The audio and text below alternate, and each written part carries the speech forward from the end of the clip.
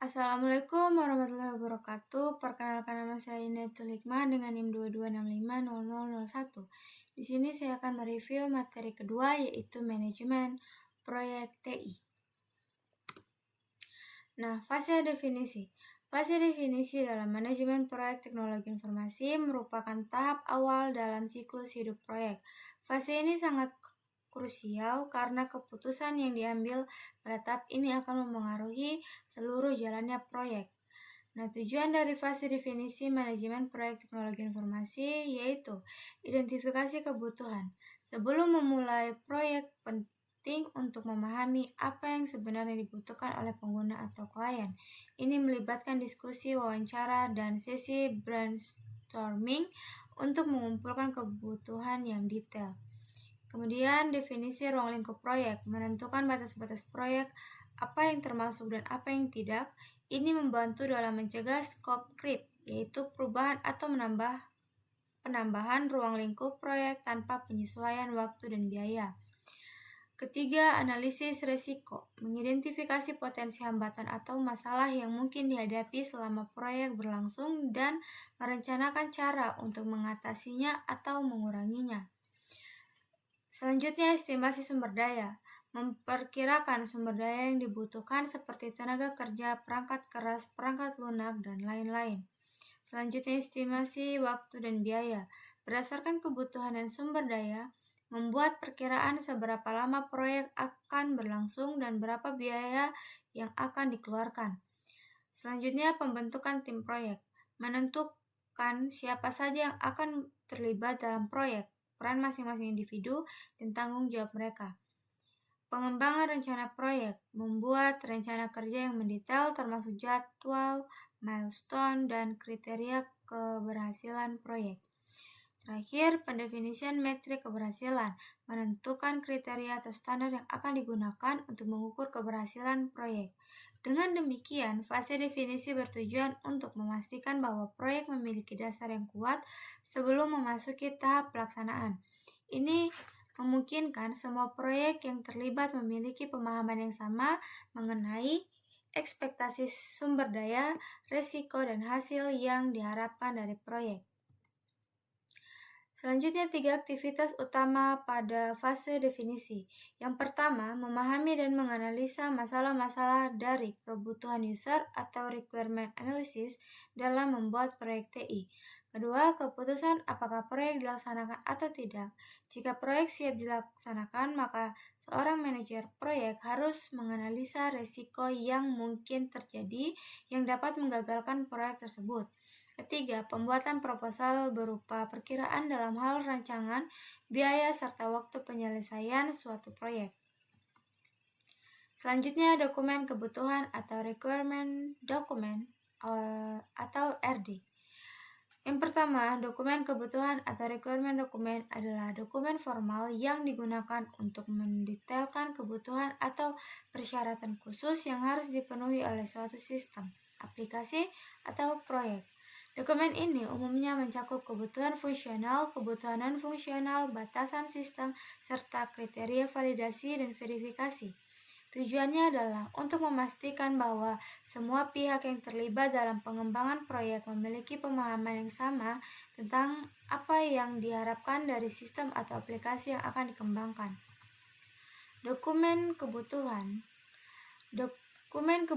biasanya meliputi pendahuluan berisi latar belakang, tujuan, dan lingkup proyek. Deskripsi umum menjelaskan perspektif produk, fungsi utama produk, karakteristik pengguna, serta batasan-batasan proyek.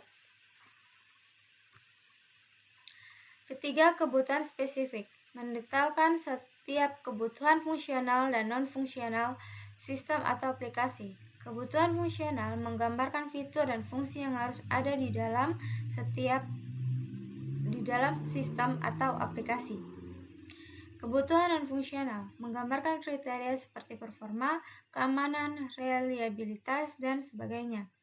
Selanjutnya, glosarium, kamus istilah atau kata-kata khusus yang digunakan dalam dokumen.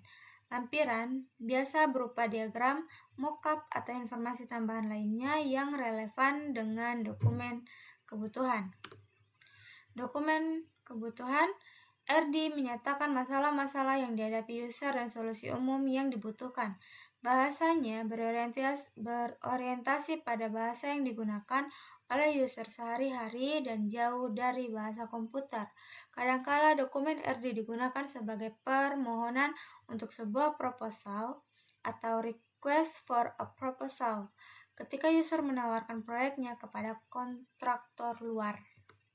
Nah, langkah-langkah dalam pembuatan dokumen kebutuhan. Sebelum pembuatan dokumen kebutuhan, ada beberapa langkah penting yang harus dilakukan untuk memastikan bahwa RD yang dibuat nantinya akan akurat, lengkap, dan sesuai dengan kebutuhan proyek.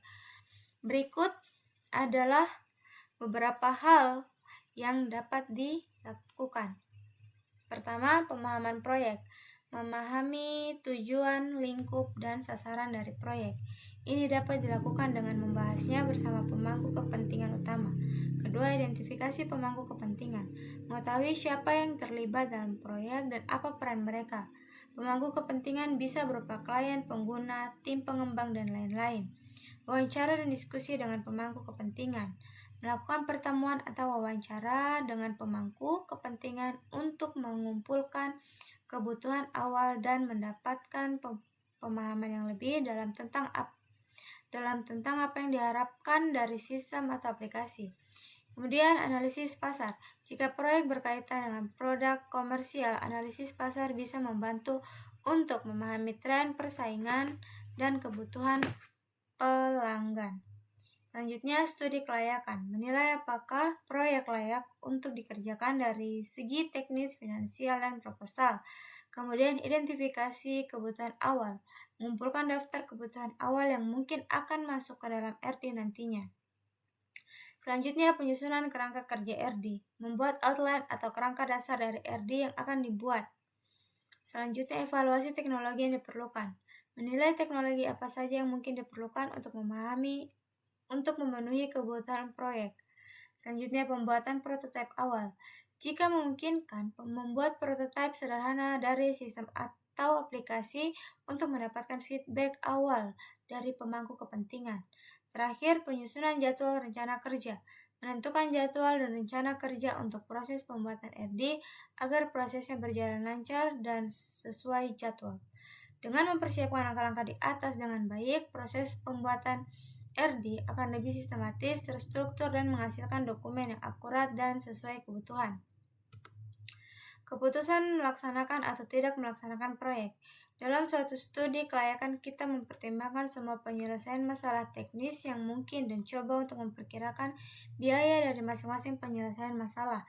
Untuk suatu proyek yang berukuran besar, kita mempertimbangkan keputusan utama mengenai hardware, apa yang digunakan, dan apakah akan membuat atau membeli software.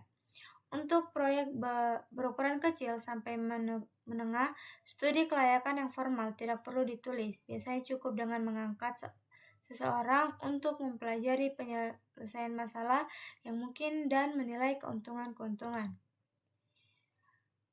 Manajer proyek harus bertanya pada diri sendiri, apakah proyek yang ada memiliki peluang untuk sukses atau proyek tersebut akan mengalami kegagalan disebabkan oleh terbatasnya sumber-sumber pengetahuan atau risiko di luar kekuasaannya. Tidak terkira proyek-proyek telah gagal secara keseluruhan maupun sebagian, karena orang mengabaikan tanda-tanda penting dan nyata yang menunjukkan kegagalan. Setiap rencana dipengaruhi oleh resiko. Mungkin itu saja yang dapat saya sampaikan. Bila ada salah kata mohon dimaafkan. Wabillahi taufiq wal hidayah. Wassalamualaikum warahmatullahi wabarakatuh.